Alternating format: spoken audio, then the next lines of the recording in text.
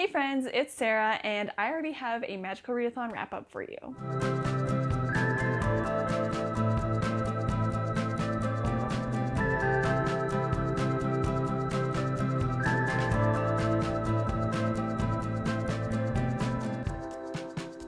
So earlier in the month, I made a video of my TBR for Book Roast's Magical Readathon Spring Equinox, and in that I had to read 10 books, and I have read the 10 books. One of them kind of ended up being a little switcheroo with my guild points, but we'll get to that one.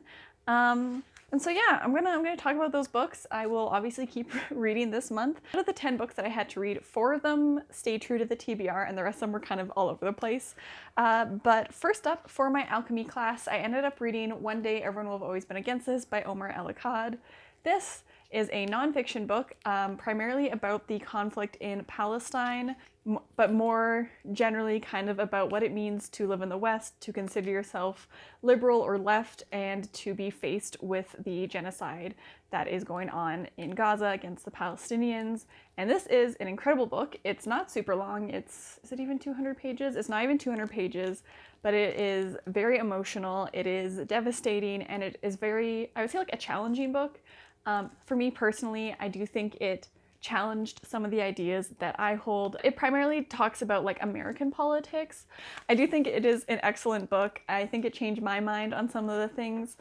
And even if I didn't agree like 100% with everything he said in here, I think it was very, challenging. I don't know another word to explain this, but I think it really made you like kind of confront your own opinions on Western liberalism and like leftism, and how it all kind of like stacks up with the reality of these conflicts that are happening halfway across the world.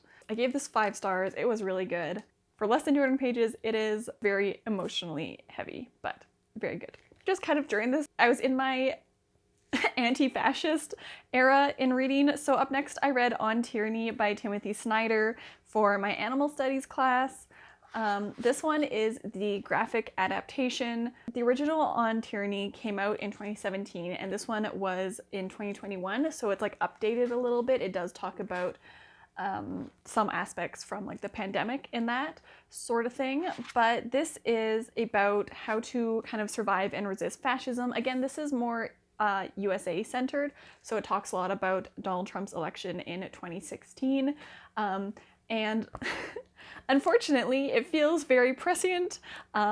It's, if you're a Tumblr kid, you know the Apollo dodgeball meme? Yeah, that's this book. I would really love to read a kind of 2025 version of this book because, I mean, he talks about Donald Trump's response to COVID, but then I'm like, now that there's a second term, I would love to know what he's up to. But it comes in like 20 different parts of resisting fascism, things to look out for. For example, like Do Not Obey in Advance is the most famous one that you've probably seen around the internet, but there's also like Defend Institutions, Establish a Private Life, Learn from Peers in Other Countries, Believe in Truth, Stand Out. So it's really practical advice. It's also things to like look out for. He talks a lot about also like Nazi Germany and kind of the comparisons between Hitler's regime and the far right, especially in American politics. And I think this is incredibly timely, incredibly important. I do think this is like one of the books that everyone should be reading right now because so many governments are going really far right and it's really bad and they're trying to take away people's rights. So I think this one is very important and is a good, like those who don't learn from history are doomed to repeat it. I think this is a great book to counteract that. Excellent book, another 5-star read. Okay, for astronomy, this was after my anti-fascist little mini readathon, but I read To Woo and To Wed by Martha Waters, which is I believe the 5th book in her like Regency series. This is a Regency romance. I love the Regency romances. So I was originally going to read The Once and Future Sex, but that book is still like coming in from the library, so I don't have that one yet. So I just read this one because it came in on Libby. So I read it in like a couple hours in the morning on my phone in bed. It's, I guess, a new version of bed rotting, but this is a second chance romance between Sophie and West, and they'd been together, almost engaged before. He had a big tragic accident, and she ended up marrying someone else. There's also like all these extenuating circumstances that they don't really know about on each end. But now it's like 7 years later, Sophie's widowed, and one of her younger sisters, who is also a widow, is like, I'm thinking of getting remarried, but is kind of implying that maybe she's worried about Sophie not being married. So Sophie decides, in a ridiculous turn of events, to fake propose to West and be like, hey, we should pretend we're getting married so my sister feels like I'm taken care of and she can like go on with her own love affair. And he agrees because his father is holding some stuff over his head, so they have this like kind of engagement, fake engagement sort of thing. But as it goes on, you know, they're planning for weddings and it's getting harder to keep up the ruse, and they're starting to develop, well, not even develop feelings, their feelings are starting to come back for each other, and it's just like a little bit of miscommunications, comedy of errors a tiny bit, but like a fun Regency romance. I quite enjoyed it. It's right up my alley, so 4 stars. I'm always trying to figure out why some romances work for me and others don't, and I think in Regency romances, like this one I think is a good example. There was like a lot of miscommunication, but because of the trappings of the time and the genre, it's a lot more forgivable in my eyes. Like if you're a modern day romance and your 30-year-old characters can't talk to each other, I find that quite frustrating. However, in the Regency times, it's like, yeah, they weren't really talking openly with each other. There were all these like etiquette rules, and like you couldn't say certain things, and there was not a lot of privacy for dating and engaged couples. So I have a lot more grace for some of the maybe sillier misunderstandings that might happen. Like in this book, there were a few, you know, they were keeping things to themselves, trying to protect each other, but like also I'm like, yeah, you can't really just like say these things, and there is like a lot more at stake when you're an unmarried woman in the Regency era versus now when you can have your own career and, you know, provide for yourself. So I think this one was like a good example of that, of me having more grace for some of these sillier aspects of the characters, if that makes sense. Then for demonology, I read Mouse. For this one, I had to read a book with a missing person.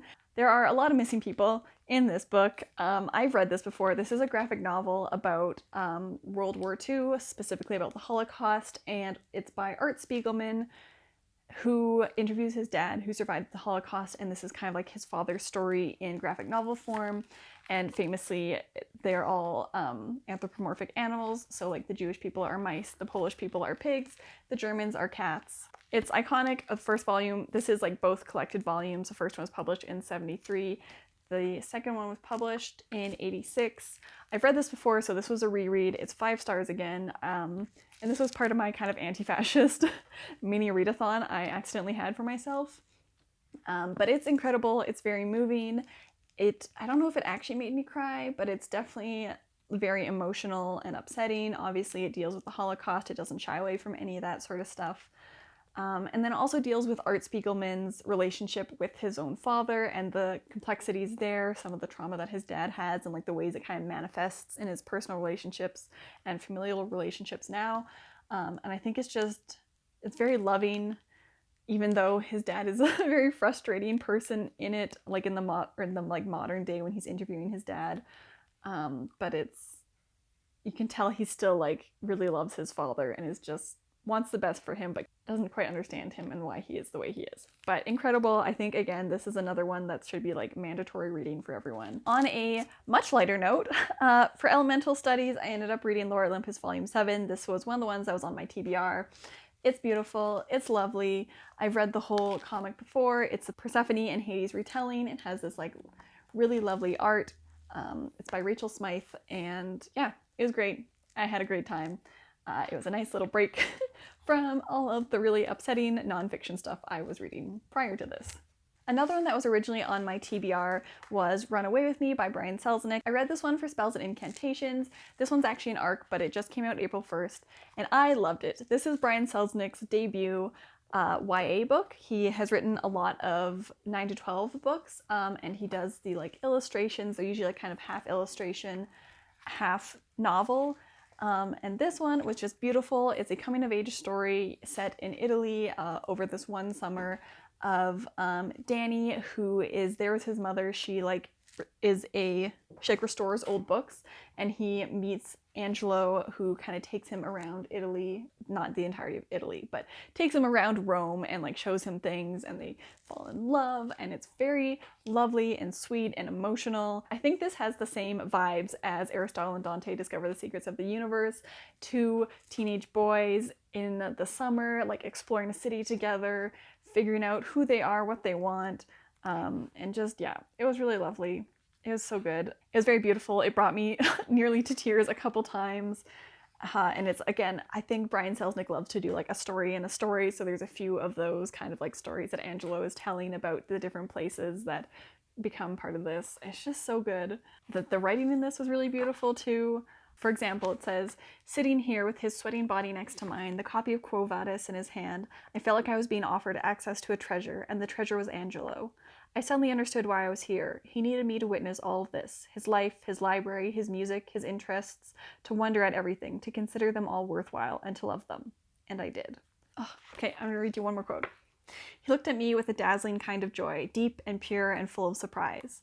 I'd spent so long hiding in the shadows, looking longingly at others, I'd never imagined someone might want to look back. The boy reached out his hand. My skin was cold and clammy, and his palm felt hot against mine. I forgot about my waterlogged shoes and my dripping clothes. He wanted me to follow him, and at that moment I knew I would follow him anywhere, despite the inevitable separation and the worst loneliness to come. All that mattered right now was the shocking discovery of us, Danny and Angelo, Angelo and Danny, two names that felt right together, as natural as the rain. We turned hand in hand and fell off the edge of the world into the dark, wild abyss of Rome." And I just love it. It's just exactly my type of book, and it's beautiful. And Brian Selznick is just, he keeps climbing up there into like my favorite authors, and he doesn't disappoint. So I would highly recommend this. Also, that quote is from an ARC, so like it might be slightly different in the published text, but probably not. Just, I love it. It's great. This was another 5 stars. I'm so happy about it. I think it'd probably be one of the top books of the year. For Artificery, I ended up reading Freshman Year by Sarah May, I'm not sure. But this was, I just kind of like picked this up on a whim from the library. And again, it's another graphic novel. This is why I managed to read them all so far, because I read a ton of graphic novels. But it's like a sort of autobiography about the author and illustrator's first year of university. And I felt this one a lot. I have a soft spot for like young women going to university and struggling, because that was me. And this is also a Sarah, so I really enjoyed this. I thought it was a pretty intimate look at like all the different struggles of university. I liked the art style a lot. I thought it was really like cute. And yeah, just really like portrayed all the different like relationship and friendship and like school issues. So this one was 4 stars. A very pleasant little surprise that I just managed to find at the library. All right, then up next is Orbital by Samantha Harvey. This was another one that was actually from my TBR, and it was for the inscription class. So this is a literary fiction book. It's also very small. Again, you can see why I've managed to finish all of my books in the first half of the month. They are tiny or they are graphic novels. And this one I think is like a 3.5 stars. It was interesting. It follows 6 astronauts who are on the International Space Station and just kind of like one day in their lives. And it's kind of like a meditation on what it means to be in this group, the way that they kind of like meld together a little bit into like one, not one person, but like that they, you know, you're trapped there with only 5 other people and you all kind of start to take on each other's traits a little bit and like think about the same things, and that their lives are so like regimented there, every hour is accounted for. And then it also talks about the different like views over the ocean and the planet. And yeah, it was just kind of like no real plot, just kind of like meandering through the day, learning a little bit about their lives, but not too much. It was good. I did enjoy it. I don't think this is exactly my type of book, but it was interesting to read. And it did have that kind of like dreamy quality to it, which I enjoyed. Like a meditation is like a good description of this. It's just kind of like a meditation on what it means to live in the International Space Station, to be so far from all the people you love, be kind of like forced into this almost like family unit of these other people, and to like be so far from Earth and to view it from like such a different angle. Yeah, I don't know. It was interesting. It was good. Again, not usually my type of book, but I did enjoy it. For lore, I do have a book still from the library. Maybe I'll get to it eventually, but it was real chonky. and I had been reading another really chunky book. So I ended up swapping out Ballad of Perilous Graves for Beach Read by Emily Henry, because I'm trying to reread all the Emily Henry books before the next one comes out, and I might be making a video about that, so stay tuned for that maybe next week. We'll see. But I reread Beach Read, and this was again like 4 stars. I really enjoyed it. I added some new tabs. I forgot how unromancy this one is. Like there's a romance in it. There's January and Gus and they fall in love and all that. But there's so much about grief, about like thinking about love and relationships, but in terms of like having been betrayed, and how do you like restructure your idea of what romance is? How can you believe in romance again? January's father had cheated on her mother for several years, even when she had cancer. And so she's like, you know, I thought they were this perfect couple. And now after her father passed and she found out about this mistress in this other house, she's like, how do I ever believe in love again? Which is not a great place to be when you're a romance writer. Do I need to give a description of this book? I don't know. Is there anyone who has not read this? But basically, this follows January and Augustus, who knew each other vaguely in university, but now January has come to clean out her father's home that he had owned with like his mistress and like sell it off, and also write her novel that is due to her literary agent. And she ends up staying in next to Augustus, and they write very different types of books. So he writes kind of like, you know, like the next great American novel, very like introspective, high like literary fiction, and she writes romance books. And they kind of get off a little bit on the wrong foot, but they end up making a bet that they can write each other's genre better than the other one. So like he can write a better romance than she can write a like high literary fiction book. And so then they start going on these like research trips on the weekend together to kind of show their genre to the other one. And it's really good. It's really lovely. It's quite emotional. Reading it back, I'm like, oh, I can tell it's Emily Henry's first adult book. There's a little bit more of the kind of like, oh, I can't talk to him about these things. He's just abandoned me, feeling sad in it than I generally like in my romances, but it has like the good Emily Henry banter. It hits all the things I love about Emily Henry, so I give it a little bit of grace for some of the more egregious, like, I guess it's slightly over dramatics, just because it's got a special place in my heart, and I do love it a lot. And the final book that I read, this one was for restoration and was another one that was on my TBR, and that is Caste by Isabel Wilkerson. This was 4.5 stars. Again, I feel like part of the kind of like anti-fascist ties in a little bit there, not quite as directly, but it's basically exploring racism through the idea of it being a caste system instead. So she compares like the American treatment of Black people and slavery and all of that with the Indian caste system, and the way that caste is a much like deeper and more entrenched system than racism that is kind of just like insidious and is in people's minds. And this was really interesting. It was, again, very upsetting. It took me quite a while to read because I kept putting it down because I was like, that's a lot to think about and like a lot emotionally. But it was really good. I think it's a very important read. Some of the things that stuck out were, for example, that the Nazis were like, what's the best way to subjugate a population? In this case, they wanted to subjugate the Jewish people. And they were like, let's look at the American South because they did a great job with its slavery and that worked really well for them. But then some of the things were like, man, that's too much. They went too hard there. And so the Nazis were like, these Americans are too harsh and we can't do everything they've done because they're too harsh in their treatment of Black people. Which is really wild to think about, but like it just makes you realize how intense and horrifying that was. Obviously, I knew slavery was bad. That's not a new thought. I hope that's not a new thought for anyone, but I think Isabel Wilkerson did a good job of like really reaching into history, pulling out like specific examples. She talked about different tortures they'd use on enslaved people, which were quite upsetting to read about, but I mean, even more upsetting to live through. She talked about, for example, like lynching postcards where people would take pictures of people who had been lynched and their dead bodies and send them to friends and family as a souvenir, which makes me feel sick to my stomach to think about. Yeah, so I think it really gives you an interesting framework to look at the world through, and I think it's a very important book. And it was 4.5 stars. I think like content-wise, maybe like 5 stars, but just the like writing style brought it down like to 4.5 stars for me. I think just because of how long it took me to get through it. But it was really good. It was excellent, and I'm really glad I read it. And I do want to read her other book, The Warmth of Other Suns, which is about the migration after the Civil War of Black people from the south of the United States up to the northern states. But yeah, like, holy moly, what a lot of book. Those are the 10 books that I read for the Magical Readathon Spring Equinox.